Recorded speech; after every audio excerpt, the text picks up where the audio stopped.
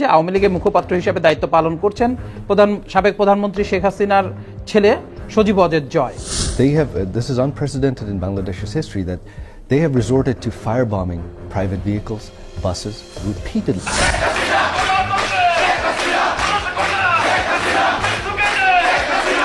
বর্তমান দেশের পরিস্থিতি নিয়ে গভীর উদ্বেগ প্রকাশ করেছেন সাবেক প্রধানমন্ত্রী শেখ হাসিনা পুত্র সজীব ওয়াজেদ জয়। গতকাল রয়টার্সের দেওয়া তথ্যে উঠে এসেছে যুক্তরাষ্ট্র প্রেসিডেন্ট ডোনাল্ড ট্রাম্পের বিজয়ের পর এবার ট্রাম্পের সাথে সাক্ষাৎ করেছেন জয়।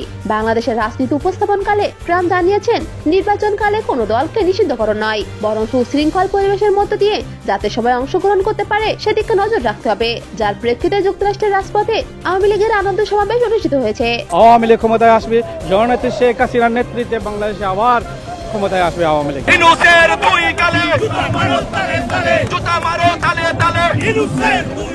এছাড়া সজীব ওয়াজেদ জয় এক লাইভ বার্তা জানিয়েছেন সুষ্ঠু নির্বাচন ও আওয়ামী লীগের নেতাকর্মীদের বাঁচাতে সকল কাজে অংশগ্রহণ করবেন তিনি। লীগের নেতাকর্মীদের আমি সবাইকে আহ্বান জানাবো যে আপনারা সাহস নিয়ে দাঁড়ান, আপনারা একা না, আমরা আছি।